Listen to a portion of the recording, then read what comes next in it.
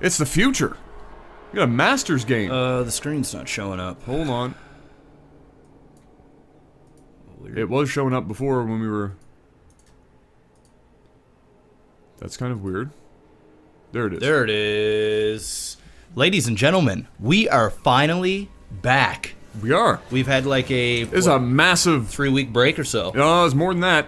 Well, since the last content. Yeah, since the last content, yeah, which was the all cheese tournament that we did, which was very successful, and which moving forward looks to be something that's likely to don't turn that down too much. Just a little bit.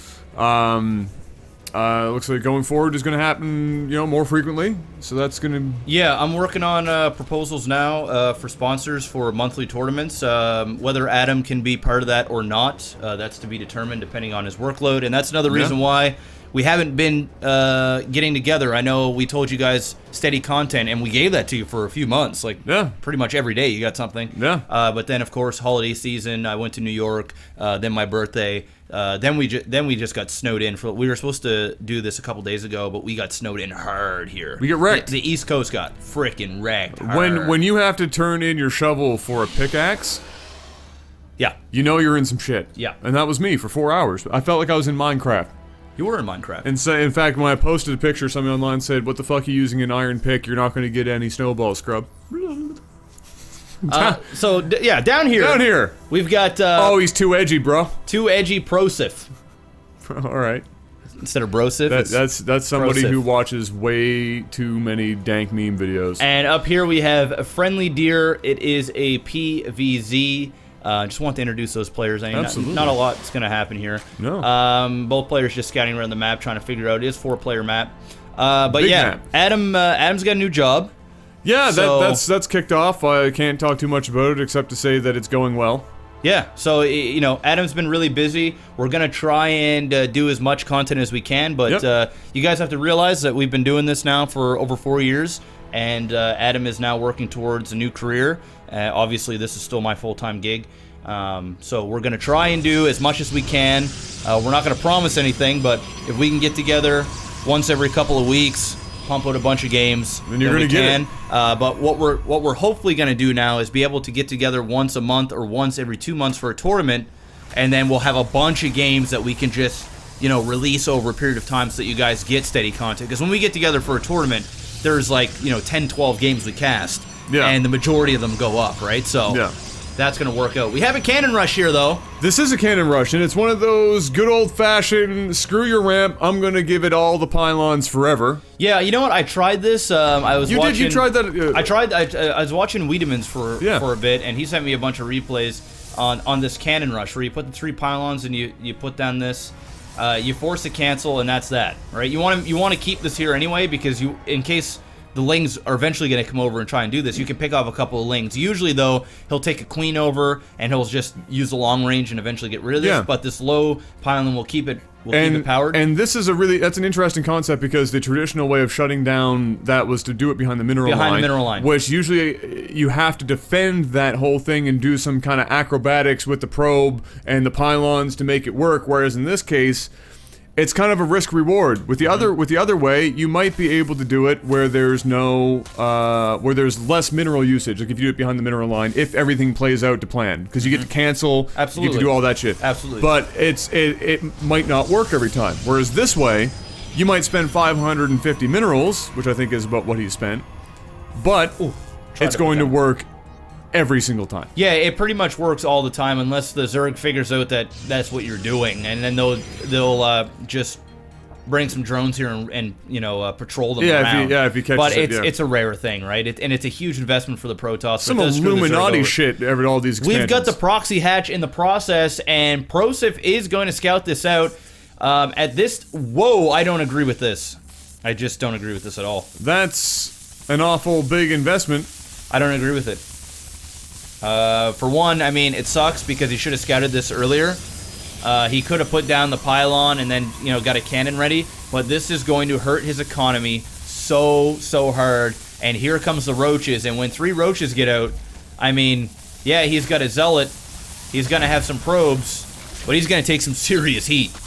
Yeah, this hatch is worth. Oh no, 100%. That hatchery, just in the lost mining time alone, that hatchery has long since paid itself off. And now with the broodlings, they're getting maybe 1 or 2 extra pickoffs. I like how those broodlings were focus firing on that zealot. That zealot's almost down. He could actually take these roaches down here and pick off that zealot and just wreak havoc here. He needs to do it before this mothership core gets out. Yeah, sure, the mothership core shoots slow, but is slow and steady. Will eventually win the race. And of course, once he gets 100 energy, we'll be able to get off that overcharge. Really, these 4 roaches need to maximize damage, and I don't really agree with him staying up here. He should have just immediately went down and picked off as much probes as humanly possible. He is going to get some kills here, but, you know. It could have been better. It could have been better. Yeah, it could have probably been better. Yeah, absolutely. And, you know, you don't really think about it, 3 or 4 extra probes, but at this stage in the game, 3 extra probes is... Oh, nice. He had burrow there. Oh, shit. Oh, this is beautiful. What the... This is game over. Okay. This is game over. These 4 roaches are just... That's it. That's the show. I like it. That's the show. He has a forge. He doesn't have enough minerals to put down a cannon because he spent so much time attacking a hatchery. And look at the micro here with these 4 roaches. Every time that a roach burrows, he's regenerating health at a ridiculous rate. And the mothership core just shoots too slowly. That's it. That's it. That's so BM. I love it.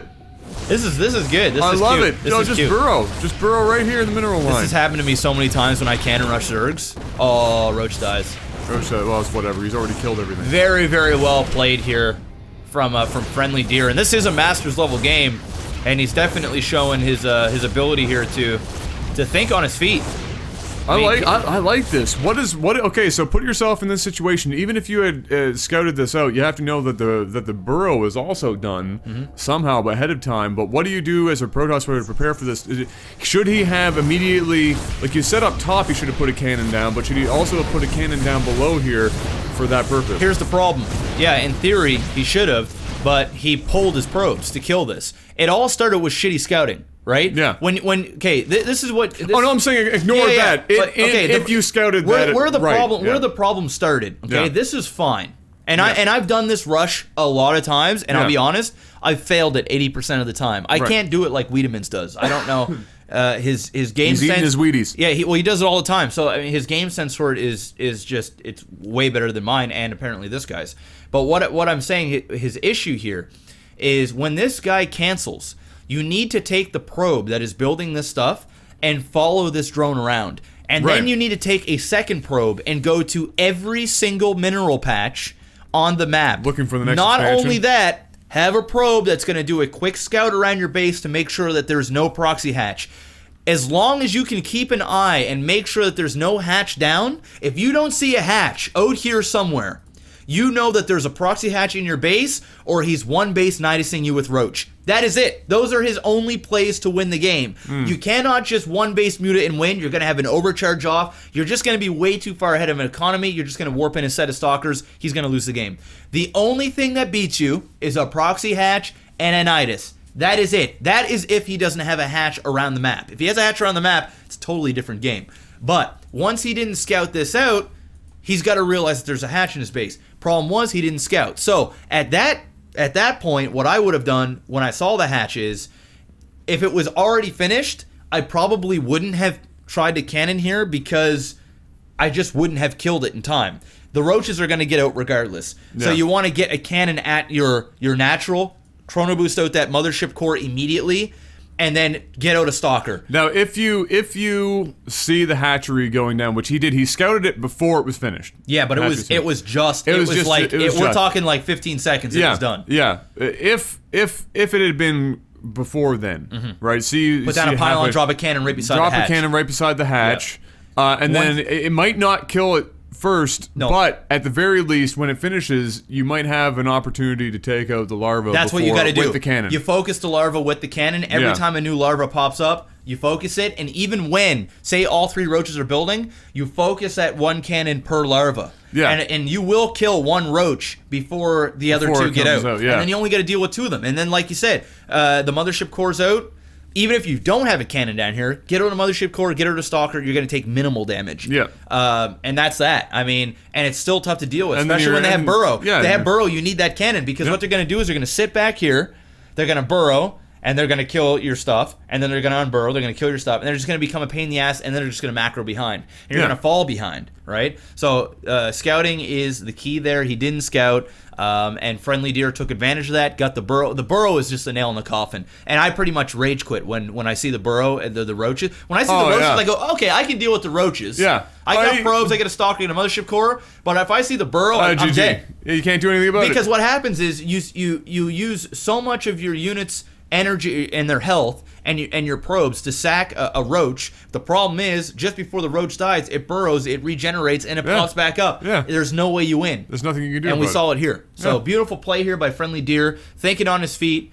And that's how you defeat this sort of cannon rush, because like Adam said, it is a huge investment here. Yeah. It's a huge investment. It's huge. This was about 550 minerals. Yep. It is. I think that's the two things you have to say to yourself is, do I want to take the risk and do behind the mineral line and then try and out micro to save myself the minerals, or do I go ahead and do this full blown? Which, if you're going to do this, I still think it would have worked if he had done the scouting properly. Exactly. This is fine, and like I said, I've done this plenty of times. This is fine if you know how to back up every scenario when you do it. Yeah. When you do this build, you don't, as a Protoss player, you don't expect to win here. No, it's not an instant win. You don't win. No. I mean, the best you do is this guy finishes a hatch and you kill it. That's the best case scenario. This here is to force Zerg to do certain things. Yeah. Whether it's proxy hatch you, and then you go, well, I'm fucking ready for this. I'm going to drop down a cannon, you're dead. Yep. Or Nidus. All I need to do is just be aware, stop a Nidus, I win. Yep.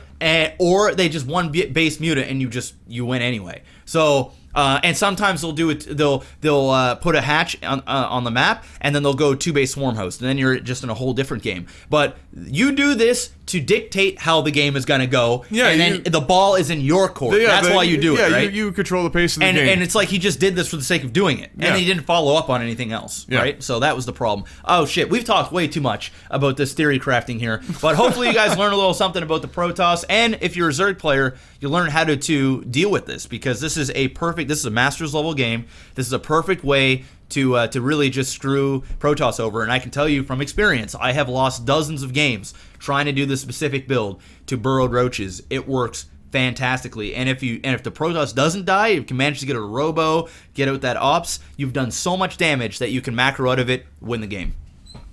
Well, ladies and gentlemen, there is your first game in a while. We've got, I think we've got 5 games, including our win cheese fails, to cover today. Okay. So we will continue on, and we will see you guys very soon. Peace!